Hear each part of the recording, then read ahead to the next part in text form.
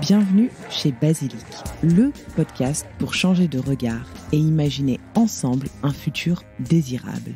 Je suis Jeanne, votre hôte, et chaque semaine, je tends le micro à celles et ceux qui façonnent le monde de demain. Je vous souhaite la bienvenue et j'espère que vous vous sentirez bien chez Basilic. Cette semaine, je reçois France. France est plus connue sur les réseaux sociaux sous le nom de Made by F. Mais elle est surtout une ancienne avocate reconvertie en vigneronne. Forcément, son parcours m'a grandement intéressée et je suis ravie de l'avoir reçue au micro. Au fil de cet épisode, elle nous raconte comment elle et son mari sont tombés complètement amoureux des vignes en Moselle allemande. Ils ont lancé, il y a un peu plus de 2 ans, leur exploitation viticole et espèrent très bientôt vendre leur première bouteille de vin bio et nature. Salut France! Bonjour! Comment vas-tu? Je vais très très bien, et toi? Super, merci. Je suis enchantée de te recevoir au micro.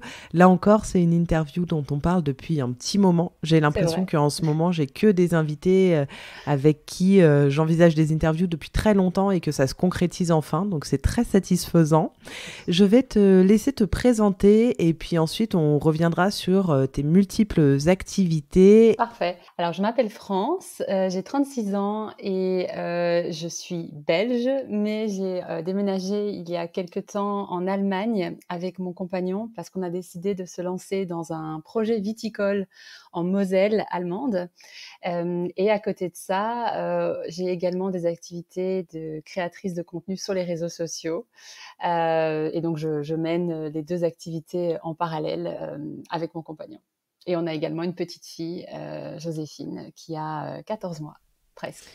Donc, vous avez un quotidien bien rempli. Oui. On va revenir sur cette activité viticole. Donc, c'est une activité que vous avez voulu en bio. Oui, oui, oui. Est-ce que tu peux nous en dire un petit peu plus sur ce projet? Est-ce que c'était toi qui portais ce projet? C'était ton compagnon? Comment ça s'est fait? Alors, en fait, je dirais que ça a été porté par nous 2, mais le départ vient plutôt de mon compagnon parce qu'en fait, quand je l'ai rencontré, il terminait ses études de viticulture. Donc il a été en fait comme moi avocat avant. Donc en fait moi avant d'être créatrice de contenu j'étais avocate. Donc j'ai fait pas mal de reconversions et donc lui était avocat et en fait il a vu que ça lui plaisait pas. Donc il a décidé de reprendre des études et quand je l'ai rencontré il terminait ses études. Et donc la grande question c'était qu'est-ce que je vais faire enfin pour lui ou qu'est-ce qu'on va faire parce que c'est vrai que moi c'est un domaine qui m'a toujours intéressée. J'ai été élevée dans la culture du vin. Il y avait toujours du vin à table. Voilà, mes parents sont passionnés. Et en fait, on réfléchissait à différentes options. Et c'est vrai que avant ça, moi, j'avais pu faire l'expérience de vendange avec lui parce qu'il avait une connaissance en Moselle, en Allemagne, qu'il avait engagée pour la saison des vendanges. Et c'était vraiment au début de notre relation. Et du coup, je lui ai dit « Ah, mais est-ce que je peux m'incruster ?» Parce qu'en fait, ça me tente bien et j'ai toujours eu envie de faire ça. Donc, je suis allée et j'ai adoré, en fait. Je devais rester quelques jours, 2-3 jours, et je suis restée 10 jours. Et même si le temps n'était pas de la partie cette saison-là, vu qu'il a plu tous les jours, j'ai adoré vendanger sous la pluie. Ça a été vraiment une révélation pour moi. Et du coup, petit à petit, s'est fait l'idée qu'on allait faire quelque chose ensemble dans ce domaine. Et puis, il y a eu le Covid.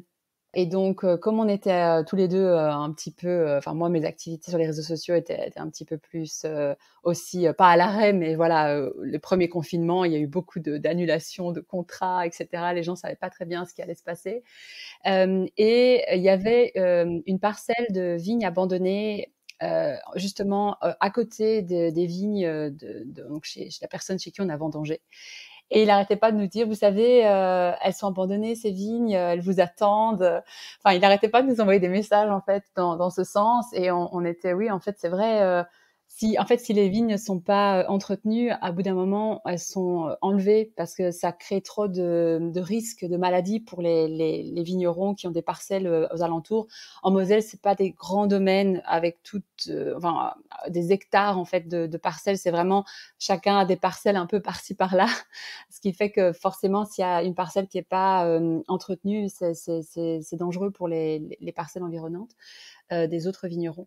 Et comme on n'avait rien à faire et qu'on avait bien aimé cette expérience et qu'on s'est dit on va pas quand même laisser ces vignes qui ont plus de 40 ans être extraites. Parce que le propriétaire des vignes, il s'en occupait plus? Non, en fait, c'était un héritage et le propriétaire habitait Düsseldorf et voilà, il faisait le minimum, mais là, en l'occurrence, depuis 2 ans, il n'y avait rien qui avait été fait. Et donc, on s'est dit, on va le contacter et on va lui proposer de racheter les vignes. Et donc, il était très content de cette nouvelle. Et du coup, on s'est lancé là-dedans. Donc, pendant, je dirais, on a eu 2 mois intensifs de travail pour remettre en état les vignes parce que c'est vraiment une jungle en fait. Ce sont des lianes, donc même pour passer entre les pieds de vigne, c'était vraiment la jungle. Et donc on s'est lancé là-dedans et finalement on a décidé de rester parce que on aimait bien la région. C'était aussi assez pratique parce que c'était à 2h30 de chez moi en Belgique et à 2h30 de chez lui en Allemagne. Donc on était un petit peu aussi, on se disait voilà, on n'est pas trop loin de la famille. Et en termes de choix aussi, quand on réfléchissait où s'implanter, en raison aussi du changement climatique et voilà, on s'était dit on va pas aller trop dans le sud. Et c'est vrai que c'est aussi pour mon compagnon qui est allemand, voilà, de savoir, il connaît son pays forcément, la langue, etc. On s'était dit voilà, c'est une bonne option. Et donc on a décidé de s'installer là et petit à petit on s'est agrandi et on a bien sûr pour nous c'était une évidence décidé de se lancer dans une viticulture bio. Voilà, des deux côtés ça c'était très clair et net. On ne voulait absolument pas faire de l'agriculture conventionnelle. Est-ce que les autres propriétaires de parcelles aux alentours, les autres vignerons sont aussi en bio ou pas forcément? Vous avez Alors par exemple, donc c'est Rudy et Rita, c'est nos mentors qui nous ont poussés à venir ici. On a des parcelles à côté d'eux et eux, ils sont bio depuis 1978. Donc vraiment, c'est des pionniers en matière de bio. Et puis, il y en a qui ne le sont pas. Par contre, désormais, maintenant, il y a quand même des règles qui permettent d'assurer que les alentours des parcelles bio soient respectés, vu que les viticulteurs non bio doivent passer avec des produits bio au niveau des frontières, on va dire, des parcelles. Et donc, c'est sûr que ça a été toute une problématique et c'est pas parfait encore aujourd'hui. Mais voilà, c'est parfait pour personne puisqu'on sait que même quand il pleut, maintenant il pleut du plastique. Donc voilà, il y a beaucoup de choses qui pourraient être améliorées forcément, mais il y a au moins ça qui permet d'assurer qu'il y ait quand même un certain respect des viticulteurs bio. Et donc, quand vous avez décidé de reprendre ce terrain et ces vignes, comment est-ce que ça s'est fait? Donc, tu le disais, il a fallu défricher, il a vraiment fallu nettoyer pour pouvoir avoir accès aux vignes. Mais après, quelles ont été les étapes? On a du mal à imaginer quand on n'est pas du tout dans cet univers. Alors, en termes d'étapes, en fait, ce qui est arrivé, c'est que donc l'année pour une vigne, donc une fois qu'on a vendangé, elle va être au repos, en dormance, et c'est seulement vers fin décembre, début janvier qu'on commence à tailler la vigne. Donc, la vigne demande à être taillée chaque année pour éviter justement que ça devienne une jungle, et pour aussi s'assurer qu'on ait des raisins parce qu'en fait, si on ne taille pas, toute l'énergie va dans les tiges. Pardon, parfois, si mon français, en termes de vocabulaire viticole, n'est pas très correct, c'est parce que j'ai tout appris en anglais ou en allemand. Donc parfois, je dis des mots peut-être qui sont pas très corrects en français, mais donc du coup, ce qui fait qu'en fait, c'est vraiment impératif de tailler. Donc en fait, de janvier, généralement jusqu'en mars, on taille. Et à partir de là, en fonction des différentes techniques de training, en fait, d'éducation ou je sais pas comment on dit en français de nouveau, des vignes, on va avoir différentes choses à faire. Donc notamment si on est dans le système VSP, donc typiquement c'est rangé qu'on voit partout, qui est le système le plus efficace et qui demande le moins de travail. On va passer les lianes, les tiges dans les fils de barbe, enfin les fils de fer. Voilà. Maintenant, on a d'autres systèmes ici en Allemagne où ça demande un peu plus de travail, c'est des méthodes traditionnelles et en fait, chaque région viticole a sa méthode traditionnelle aussi. Et donc, si les vignes ont été plantées comme ça, ben, il faut suivre ce processus-là jusqu'à ce qu'on décide de ne plus les garder. Et donc, il y a tout un processus tout au long de l'année où on travaille dans les vignes et arrivent de nouveau les vendanges. Et donc, comment on s'est lancé au départ, on était vraiment limite pour la saison des vendanges. Donc, on a commencé à tailler en fin avril, début mai, si je me souviens bien. Donc, c'était vraiment très speed et on savait pas très bien si on allait avoir une récolte cette année-là parce que voilà, on était très tard pour la saison, mais finalement, on a quand même eu une très bonne récolte, bon, d'une petite parcelle. On avait déjà une deuxième parcelle au moment d'ailleurs de nos premières vendanges. Donc, on a un petit peu tout enchaîné comme ça, on va dire, sans faire au départ un business plan très concret. On regardait un peu, OK, on a besoin de ça, on achète ça, on doit faire ça, on fait ça. Et c'est seulement après qu'on a pu commencer à s'organiser un petit peu. Mais tout a été un peu fait, si je peux utiliser l'expression, à l'arrache au départ, et de façon, je dirais, assez intuitive, instinctive, tout en bien sûr connaissant les bases, puisque Florian quand même lui a étudié la viticulture, la vinification, etc. Moi, de mon côté, je suis plus rentrée là-dedans de façon très pratique. Voilà, j'essaye de maintenant apprendre un petit peu plus l'aspect théorique parce que c'est un souhait que j'ai. Mais comme voilà, on a eu une petite fille il n'y a pas très longtemps, j'ai pris un peu de retard là-dedans. Mais je dirais que voilà, le processus s'est fait un peu naturellement et un peu en fonction des besoins. Et une fois que vous avez récolté votre raisin, vous aviez bien évidemment la volonté d'en faire des cuvées puisque vous, à terme, vous souhaitez quand même vendre du Bien vin. sûr, oui, oui. Pour l'instant, je me trompe pas, vous n'avez pas encore vendu de vin. Non, alors en fait, comme on a une philosophie assez non interventionniste dans le cellier et qu'on veut vraiment laisser au vin le temps de se vinifier, on a seulement mis en bouteille notre cuvée 2020 juste un peu avant les vendanges. Donc là, maintenant, elle est en bouteille, elle n'est pas encore étiquetée, donc on va bientôt passer à la vente, mais on a vinifié en fait pendant 2 ans. Quand on fait des vins bio. Ben, certains peuvent déjà avoir le label bio, d'autres en fait sont en conversion bio parce que quand on demande la certification bio, il faut attendre 3 ans pour pouvoir vraiment mettre le label. Maintenant, tout ce qu'on fait est bio, mais avant de pouvoir mettre le label, on devra encore attendre un petit peu. Mais on fait aussi des vins nature. Et ce qui fait qu'en fait, le vin nature, il faut vraiment attendre que la fermentation se termine. On peut pas, on va dire, on peut pas jouer sur les dates de mise en bouteille comme on le pourrait dans une vinification conventionnelle. Donc il faut attendre et puis parfois aussi on pourrait se dire on met en bouteille mais on a encore envie en fait d'attendre un peu de voir comment il va évoluer. Donc ça c'est une philosophie, c'est un parti pris on va dire et on a des collègues vignerons qui font ça aussi. Ici on a d'ailleurs un collègue qui lui fait du pinot noir exclusivement et qui en fait vinifie 2 ans et ensuite attend encore 1 an donc quand ça a été mis en bouteille avant de mettre en vente.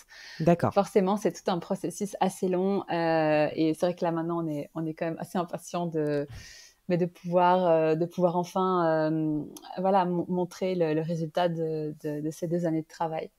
J'imagine parce que les vins nature, tu ne peux pas y ajouter d'additifs, de sulfites, etc. C'est ça? Rien, non, non, rien. Enfin, la législation, il n'y a pas une très bonne législation à ce sujet. Et donc, je sais que dans certains cas, on a le droit de rajouter du sulfite enfin, il y a un minimum à respecter. Donc, je sais qu'il y a des entreprises viticoles qui vont mettre que c'est du vin nature, bien qu'il y ait eu du sulfite qui a été ajouté. Dans notre cas, on ne met vraiment rien du tout. Si c'est la gamme de vin nature. Voilà, parce qu'on a une gamme vin bio et une gamme vin bio et nature. Et vous êtes sur quel cépage? Vous travaillez quel cépage? Alors, donc la région ici, c'est du Riesling, donc c'est comme en Alsace. Donc c'est principalement du Riesling et on a planté cette année du Pinot Noir. Donc il y a quand même d'autres cépages, mais c'est vrai que c'est le cépage emblématique en Moselle parce qu'en fait c'est vraiment la région qui s'y prête le mieux parce qu'il y a une bonne balance entre le taux de sucre et le taux d'acidité grâce aux vignes qui sont en coteaux. Donc, il y a une bonne exposition au soleil, mais il y a aussi ensuite un terroir qui est très minéral. Et donc, c'est vrai que principalement, ce qu'on va retrouver en Moselle, en Allemagne, c'est du Riesling. Mais il y a aussi des cépages, on va dire, qu'on appelle autochtones, donc locaux. Et il y en a qui vont aussi cultiver d'autres types de cépages plus, voilà, qu'on voit un petit peu partout, quoi.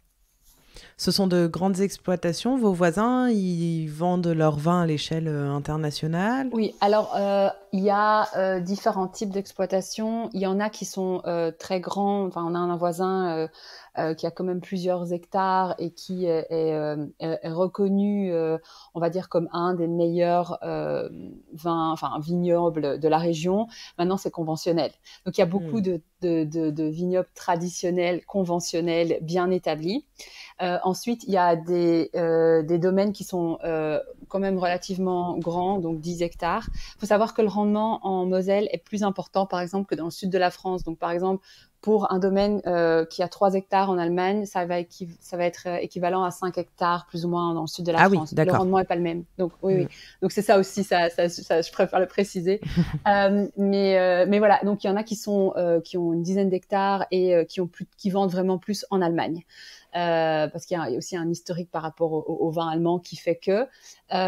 Mais ensuite, il y a par exemple des plus petites exploitations qui sont sur 2 hectares, 2 hectares et demi, max 3. Et par exemple, dans le cas de Rudi et Rita Trossen, eux, donc, ils se sont lancés dans la production de vin nature déjà je crois, en 2010, quelque chose comme ça. Donc, ils ont été toujours pionniers dans le bio, dans les vins nature. Et eux, par exemple, ils ont toujours eu cette philosophie de pas s'agrandir et voilà, d'être sûr de la qualité. Mais par contre, eux, on retrouve leurs vins partout dans le monde.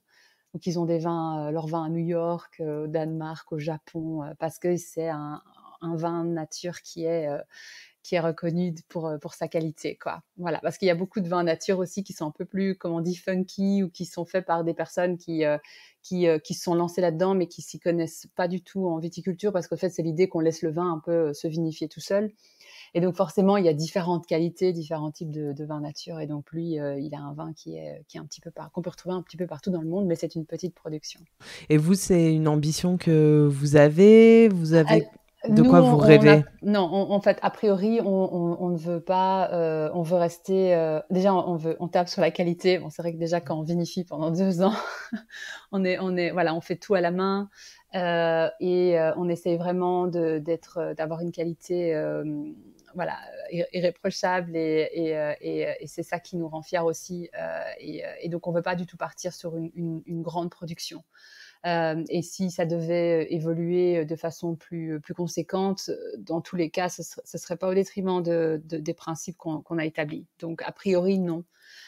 Parce qu'a priori, ce serait pas nécessaire pour nous non plus. On n'a pas ambition de créer un énorme domaine d'exploitation où finalement on peut plus être proche de nos vignes et suivre vraiment de près notre vin, en fait. C'est un autre type d'entreprise, quoi. Oui, vous avez vraiment ce lien. Pour l'instant, vous êtes tous les deux sur l'exploitation, vous travaillez vos vignes, vous restez assez connectés en fait à vos terres. On les voit de chez nous aussi, donc c'est important pour nous. Est-ce que tu peux nous rappeler les étapes de la vinification? Tu dis on fait tout à la main. Donc cela signifie que vous vendangez. Bon, pour vendanger, de toute façon, ils font couper les grappes à la main. On voit bien les images des personnes en train de vendanger. Ah oui, bon, en fait, ce qu'il y a, c'est qu'il y en a qui utilisent aussi des machines, forcément. Et ça, pour nous, c'est pas quelque chose auquel on adhère, dans le sens où on trouve que ça, en termes qualitatifs, voilà, ça crée énormément déjà de stress aussi au niveau des vignes, parce qu'en fait, ce qui se passe, c'est que la machine qui passe, elle va en fait faire trembler les pieds de vigne pour faire tomber les raisins. Donc c'est pas du tout un processus qui pour nous convient à notre philosophie. À côté de ça, il y a aussi l'aspect que nos vignes sont en coteaux et donc il y a des machines qui existent, mais voilà, je crois qu'il y a 3 machines pour toute la région. C'est des gens qui viennent et qui passent avec les machines parce que c'est vraiment des pentes assez fortes ici. Donc nous, notre philosophie, c'est vraiment de tout faire à la main. Donc comme je disais, alors l'aspect viticulture, il y a la taille, il y a les ligatures, il y a ensuite le traitement donc bio, mais pour prévenir des maladies. Ça forcément, on le fait pas à la main. C'est-à-dire, comme on le voit parfois dans les vieux films français, où ils sont avec leur petit contenant sur le dos et ils passent avec un spray. Donc ça, maintenant, il y a quand même d'autres méthodes qui sont mises en place. Donc je dirais que ça, c'est le seul aspect, mais voilà, personne ne fait ça, que ce soit en bio ou en non bio. Et ensuite, pour les vendanges, évidemment, tout est récolté avec nos petites mains. Non, non, ça c'est impossible. C'est impossible. On s'en sortirait pas dans le sens où il y a un moment où il faut vendanger et donc les raisins n'attendent pas. On organise, on travaille en fait avec la famille et les amis ou des gens qui ont envie de venir faire l'expérience des vendanges. On a aussi cette année pu avoir un saisonnier qui est venu de temps en temps, quelqu'un en fait qui souhaitait. En fait, les vignobles ici engagent souvent des saisonniers, mais ils ne travaillent pas le dimanche.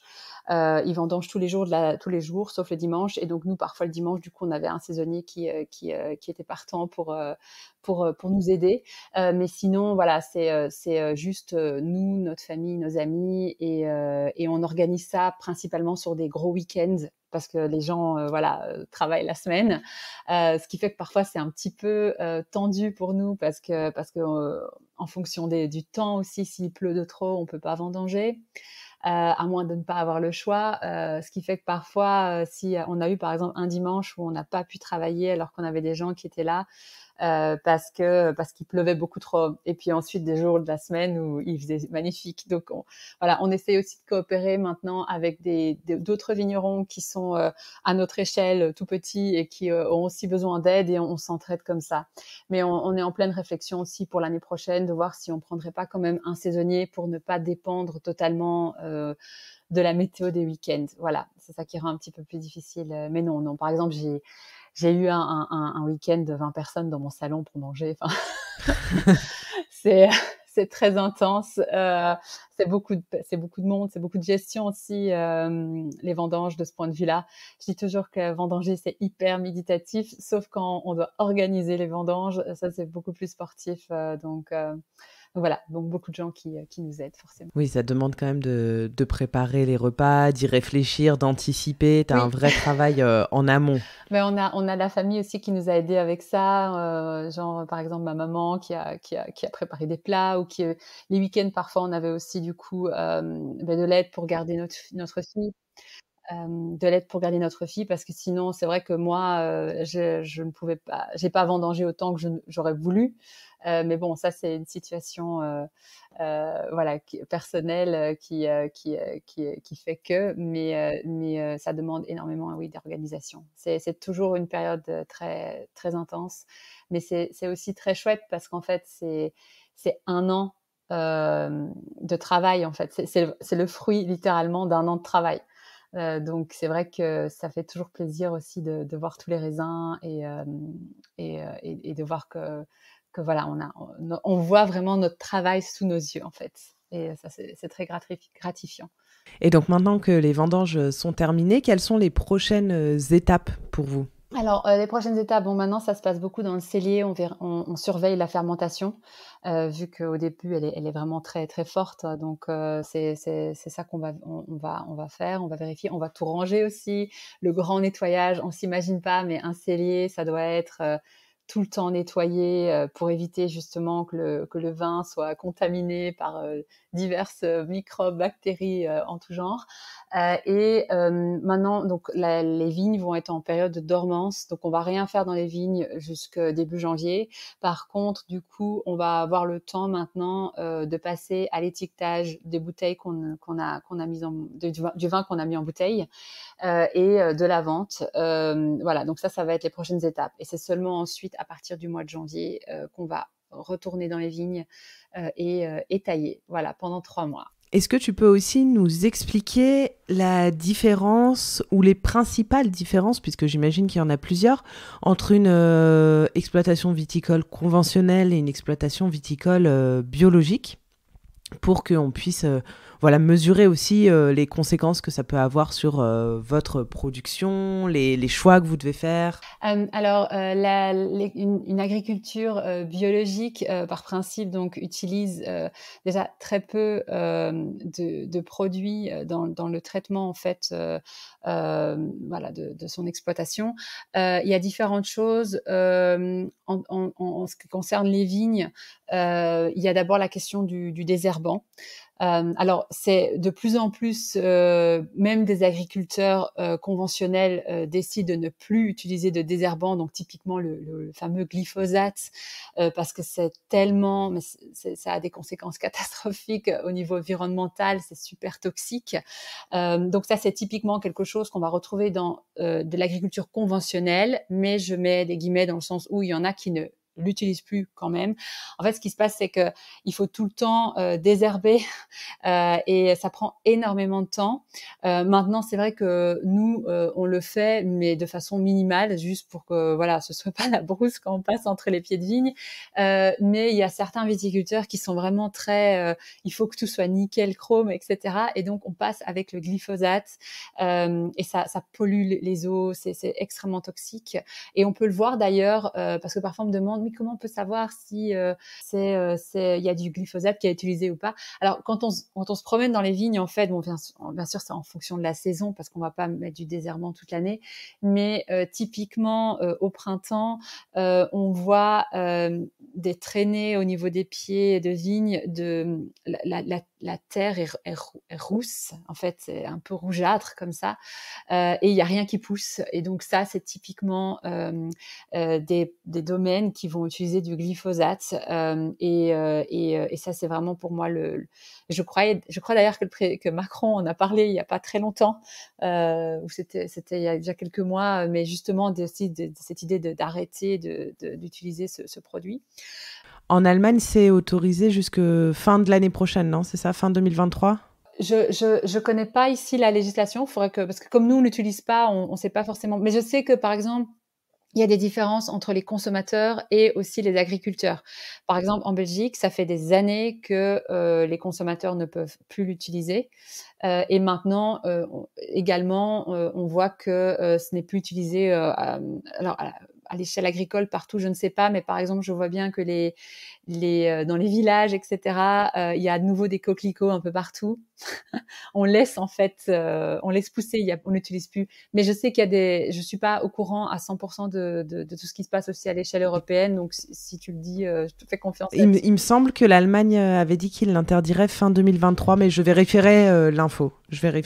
Mais je sais pas si c'est pour les particuliers ou les agriculteurs. Je vérifierai aussi avec Flo, parce que c'est vrai que comme nous on l'utilise pas, mais forcément et comme j'apprends l'allemand, lire les news en allemand, c'est encore un petit peu compliqué. Mais donc voilà, il y a ça, et puis il y a également l'utilisation d'engrais chimiques, parce que ce qui se passe, c'est que si on utilise en plus le glyphosate, ça tue tous les micro-organismes dans le sol. Donc ensuite, après, la vigne, elle a pas assez pour se nourrir en fait au niveau des racines. Donc alors on va mettre des engrais chimiques qui sont aussi une catastrophe environnementale. Et à côté de ça, ensuite il y a les fongicides pour prévenir des maladies. Et ce qu'il y a aussi, c'est qu'il y a un cercle vicieux, parce qu'on fragilise la vigne au départ avec tous ces autres produits, et donc en fait elle est encore plus sujette au mildiou. Maintenant, tout le monde a des problèmes de mildiou, hein, mais elle est encore plus fragilisée à ce niveau-là. Et le problème avec les fongicides conventionnels, c'est qu'en fait, ils rentrent dans la plante. D'ailleurs, les gens qui passent quand ils passent avec les fongicides, il faut se protéger parce que c'est vraiment hyper toxique, ça rentre dans la plante. C'est pour ça que l'année passée, les agriculteurs conventionnels ont eu beaucoup plus de rendement que nous, malgré les intempéries, parce qu'en fait, en bio, on utilise du soufre et du cuivre si besoin. Le cuivre, c'est pas non plus idéal. Maintenant, c'est toujours mieux que les fongicides. Ça reste en surface de la plante. Donc, s'il pleut en fait de trop, il n'y a plus de produit, il n'y a plus de protection. Mais les fongicides vont à l'intérieur. Et tout ça, en fait, se retrouve ensuite dans les eaux, dans le vin qu'on boit. Il y a des études qui sont faites en ce moment pour vérifier vraiment ce qu'il y a dans le vin. Et donc, en fait, j'ai l'impression que parfois, il y a un imaginaire très fantasmé du monde viticole et qu'on ne se rend pas compte, en fait, de tout ce qui est mis dans le vin. Ensuite, après, dans tout ce qui est vinification, dans le cellier, il y a des levures qui sont ajoutées pour la fermentation, mais aussi pour donner un certain goût. Ce qui est parfois, je trouve, un petit peu dommage, c'est la standardisation en fait des vins, parce qu'on parle de terroir, etc. Mais en fait, on produit des choses qui sont très standards, qui sont la même chose d'année en année quasiment, où on décide qu'on va rajouter telle note, tel arôme. Et c'est vrai que ça, c'est pas du tout non plus notre philosophie. Et bien sûr, on ajoute des sulfites. Maintenant, pour certains vins, c'est obligatoire. Par exemple, si on veut faire un vin liquoreux, on est obligé de stopper la fermentation. Et en fait, c'est le sucre qui se transforme en alcool. Donc, si on ne stoppe, c'est le sulfite qui va stopper la fermentation. Si on veut garder un peu de sucre pour avoir un vin liquoreux, on est obligé de le faire. Maintenant, on peut le faire de façon aussi plus limitée. On n'est pas obligé de mettre à outrance, du sulfite. Mais je dirais que c'est surtout en termes d'agriculture, de viticulture, que c'est là qu'il y a le plus gros problème, selon moi. Oui, quand on veut transitionner vers une agriculture biologique, tu disais que certaines parcelles sont en conversion vers du bio. Comment ça se passe? Quelles sont les étapes à respecter? Alors, il faut faire une demande auprès du label de son choix. Donc, il y a différents types de labels et donc, en fonction de ça, on va avoir une charte à respecter et il y a des contrôles. Donc, surtout, par exemple, au début, on n'a pas fait la demande la première année, on n'a pas eu le temps. Donc, on a fait ça à partir de la deuxième année et cette année, on a eu quelqu'un qui est venu contrôler en fait tout ce qu'on faisait et qui nous a aussi donné des conseils parce que forcément, il y a des choses où c'est plus de l'administratif aussi parfois où vous devez vraiment inscrire quelle est la quantité de soufre et de cuivre que vous utilisez parce qu'il y a des limites à respecter et on respecte les limites, mais voilà, on n'a pas eu le temps de commencer à tout écrire, donc il y a des choses comme ça. Donc quelqu'un qui est passé voir ce qu'on faisait, et c'est surtout parfois, ils peuvent pas contrôler, ils vont pas aller prendre forcément vérifier, on va dire en termes de labo ce qui se passe, mais ils vont regarder les factures aussi. C'est comme ça en fait qu'ils contrôlent. Mais en termes d'étapes, c'est vraiment faire la demande, et puis il y a des contrôles réguliers, et il faut attendre 3 ans. Pour pouvoir en fait mettre le label. Théoriquement aussi pour dire on est bio. Maintenant, en conversion bio, à chaque fois que c'est expliqué, je l'écris pas systématiquement. C'est pas dans un but de pas être véridique, mais plutôt on applique du bio, on fait que du bio et il faut qu'on attende. Voilà. Déjà, notre parcelle la plus importante, elle n'avait pas été entretenue pendant 2 ans. Là, ça fait 2 ans qu'il y a de l'agriculture bio. Donc voilà, on ne peut pas encore mettre le label bio, mais ça fait 4 ans qu'elle est saine et qu'il n'y a pas de produits type fongicides, glyphosate, etc. qui ont été utilisés. Par contre, si on achète une parcelle qui a été bio depuis longtemps, ce qui a été le cas pour 2 de nos parcelles, alors là, on a le droit de tout de suite avoir le label. D'accord. En même temps, c'est assez intéressant cette traçabilité dans le temps parce que ça permet quand même de s'assurer que la nature a pu aussi se régénérer un petit peu et que on n'applique pas le label sur n'importe quelle parcelle. Donc tu le disais, vous avez choisi les vignes de la Moselle allemande aussi pour des raisons climatiques.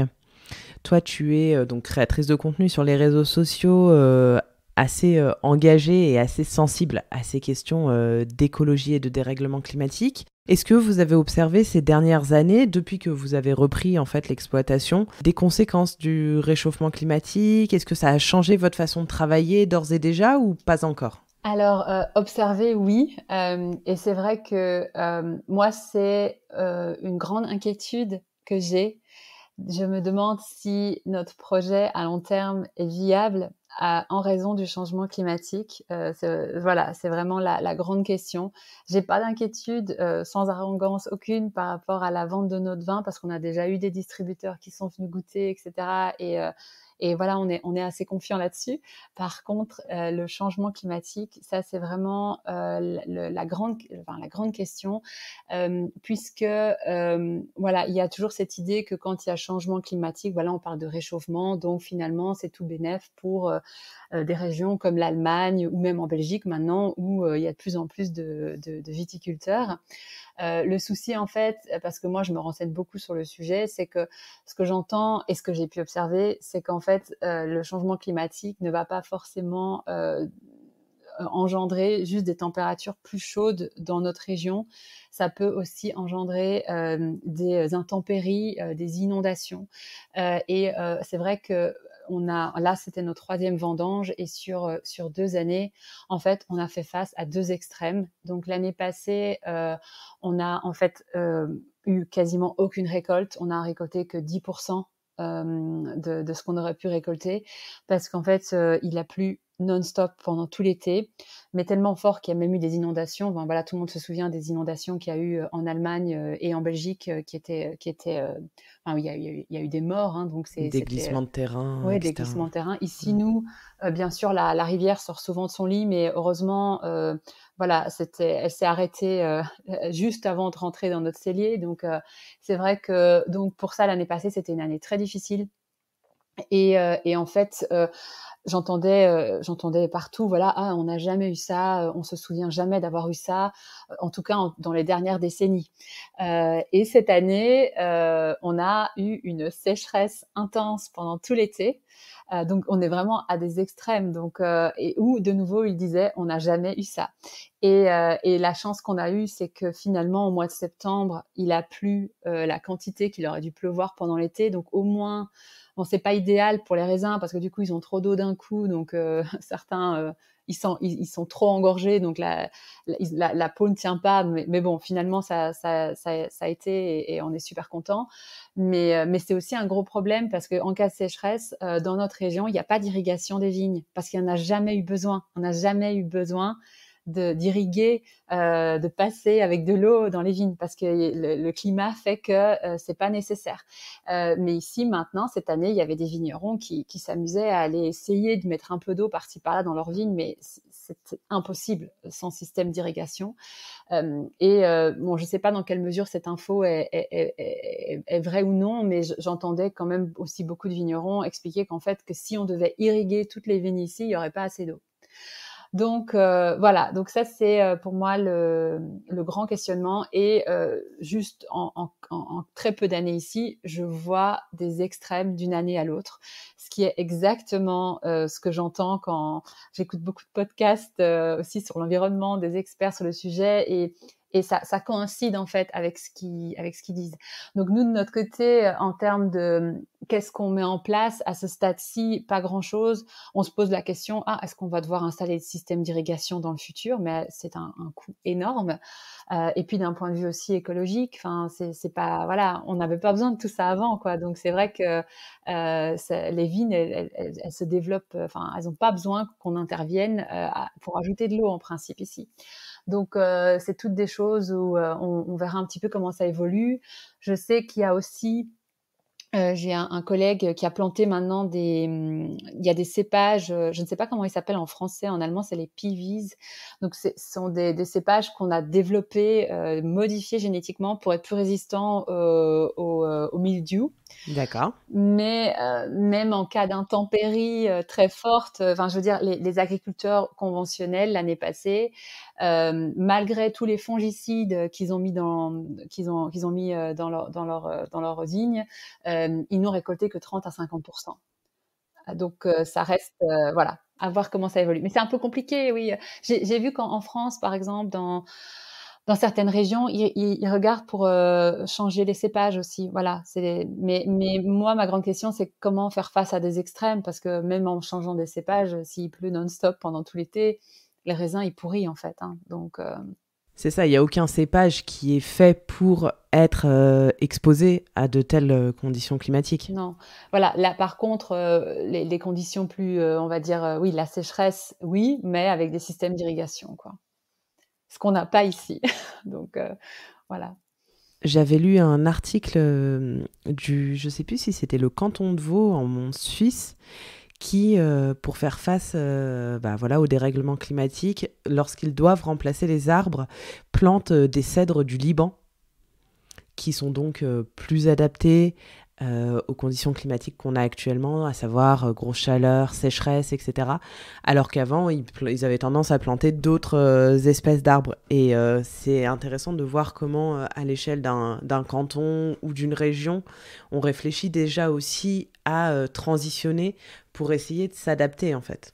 Ah oui, oui, oui, mais on voit ça partout. C'est comme pour le champagne, hein. Je sais pas, il y a beaucoup d'investissements qui sont faits dans le Surrey, donc c'est au nord de Londres, si je dis pas de bêtises, parce qu'en fait, on pense que on pourra bientôt plus faire le champagne en Champagne, donc il faudra le faire, faudra le faire dans Surrey pour avoir les mêmes conditions, pour vraiment avoir le champagne, quoi. Donc oui, oui, non, il y a plein de choses. Il y a beaucoup de réflexions et de recherches.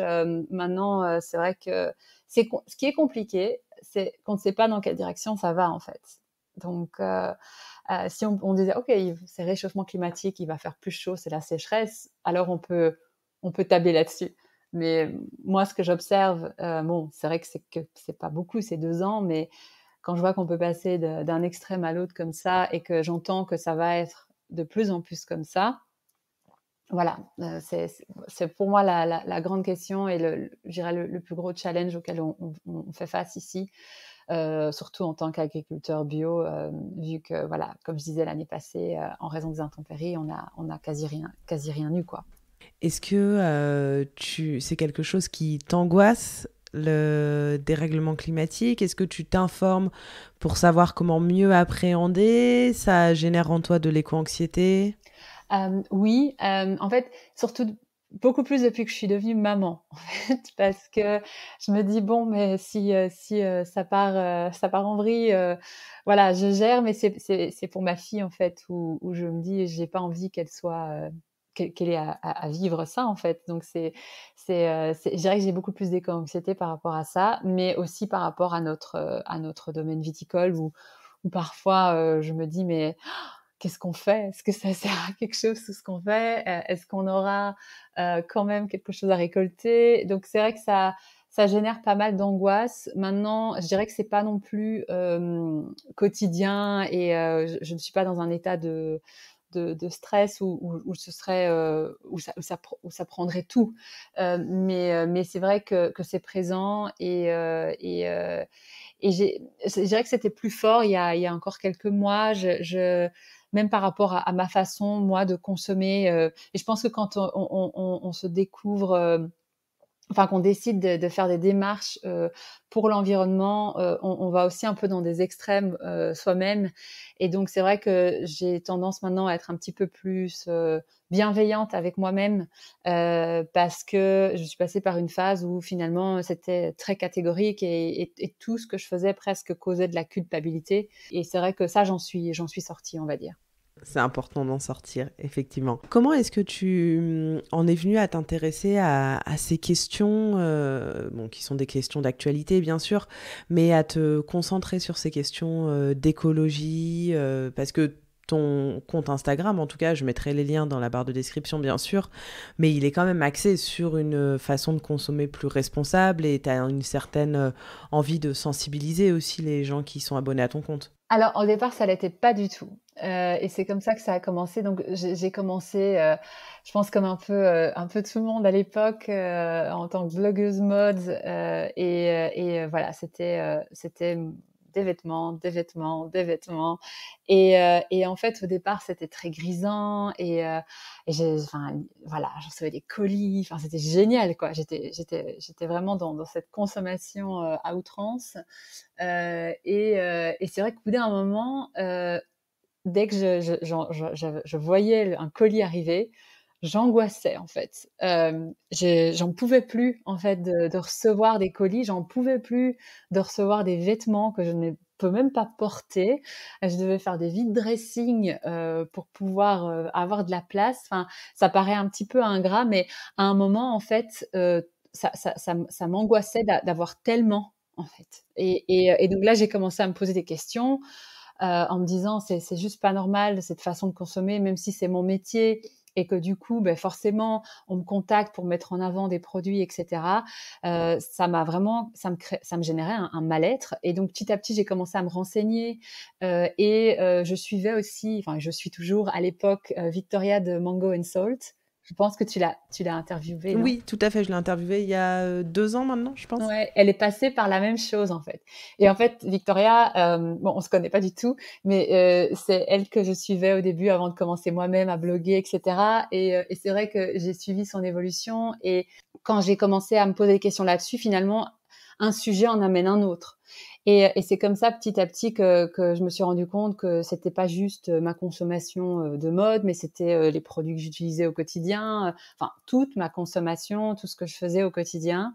Et le fait aussi d'être proche. En fait, c'est avec donc c'était bien avant le Covid, mais avec le Covid, j'ai eu encore un déclic en plus, dans le sens où, comme on pouvait rien faire et qu'on était à l'époque, j'étais à Düsseldorf pendant le premier confinement, on allait, parce qu'en Allemagne, c'était permis d'aller se promener. Donc, on allait faire des grandes promenades en forêt et je me sentais tellement bien, en fait, d'être déjà de plus recevoir autant de choses, d'être moins dans cet aspect consommation et d'être en contact, voilà, comme on dit, avec la nature. Ça paraît toujours très cliché. Et puis, il y a eu les vendanges chez Rita et Rudy. Et c'est vrai que le fait d'être en contact avec la nature, ça a vraiment tout changé. Parce que c'était pas juste, il faut que je fasse des efforts, c'est pas terrible, c'était genre, je ressentais au fond de moi que c'était, que je faisais partie de la nature et qu'en fait, je pouvais pas me permettre que l'humanité, en fait, se considère au-dessus de la nature. C'est comme si on était déconnecté, en fait. Il y a nous et la nature, alors qu'en fait, on est dans la nature et c'est ce qu'on a oublié. Et donc, je pense que, et c'est ce que je dis toujours, si on veut développer sa conscience écologique, c'est pour moi primordial de se mettre vraiment, de plonger dedans, d'être en contact avec la nature, parce qu'en fait, ça vient naturellement de vouloir protéger son environnement. Ça paraît peut-être un peu niais, mais c'est comme ça que je le vis. Et je me souviens d'avoir assisté à une conférence il y a 3 ou 4 ans, non 4 ans maintenant, et ça parlait d'environnement, et il y avait une personne en fait qui travaillait pour Ecosia, si je dis pas de bêtises, qui s'est mis à pleurer en fait sur scène en parlant juste de ce que l'humain faisait à la planète. Et à l'époque, j'avais pas compris. Je m'étais dit, mais il pleure sur scène comme ça. Enfin, je comprenais pas en fait. Et c'est vrai que moi, ça m'arrive maintenant de pleurer aussi. Et tu as opéré ce changement petit à petit, hein, sur tes réseaux sociaux. Ta communauté a suivi. C'est un sujet d'actualité, on va y revenir, mais c'est vrai que beaucoup de créateurs et créatrices de contenu en ce moment ont, j'ai l'impression, envie d'opérer certains changements, mais sont un peu confrontés à leur communauté qui, elle, n'est pas toujours prête. Ça crée des certaines dissonances cognitives, hein, chez les créateurs et créatrices de contenu. Comment tu l'as vécu ? Oui, et en somme, je le vis encore. C'est-à-dire qu'en fait, je dirais pas que j'ai totalement réussi ma reconversion de ce point de vue-là. Je vois bien que depuis que j'ai changé ma façon de communiquer et de consommer, j'ai perdu une audience. Voilà, j'avais beaucoup plus d'abonnés avant. Voilà, ce qui fait que forcément, c'est pas facile à vivre. Donc, c'est vraiment un choix.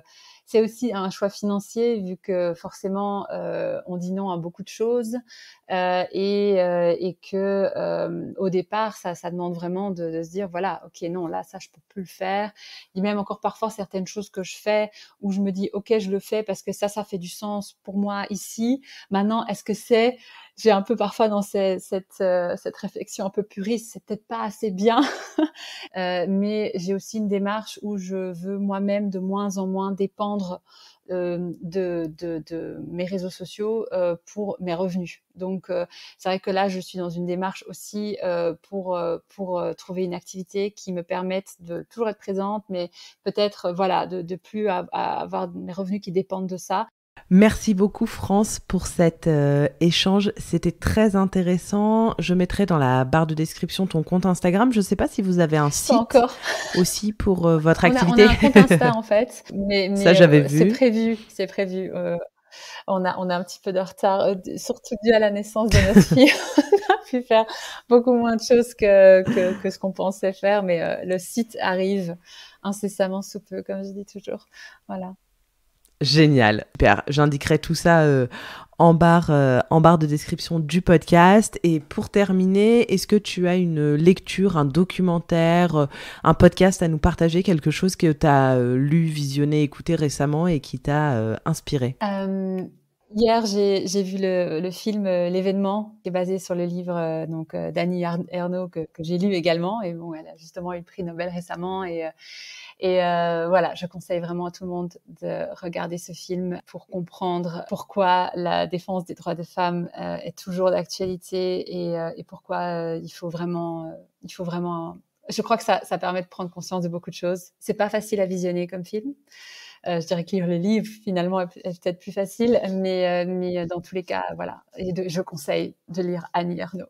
Génial. Merci beaucoup, France. Merci, à très Jeanne. bientôt et merci infiniment d'avoir témoigné à mon micro. C'était très chouette. Merci d'avoir écouté cet épisode jusqu'au bout. Si vous êtes encore là, j'imagine qu'il vous a plu. N'oubliez pas de vous abonner à Basilic sur votre application de podcast favorite pour ne louper aucun épisode. Vous pouvez également me suivre sur Instagram et LinkedIn @basilicpodcast pour découvrir les coulisses de tous les épisodes et de toutes les interviews. Et enfin, si l'univers du podcast vous intéresse, alors je vous invite à jeter un œil à basilicpodcast.com. Vous y découvrirez Basilic Studio, la formation que j'ai créée pour vous accompagner à lancer votre propre podcast et surtout le podcast de vos rêves, mais également Basilic Lab, l'agence qui nous permet de créer des podcasts pour des marques audacieuses et des thérapeutes engagés. Je vous donne rendez-vous la semaine prochaine pour un nouvel épisode et d'ici là, prenez grand soin de vous.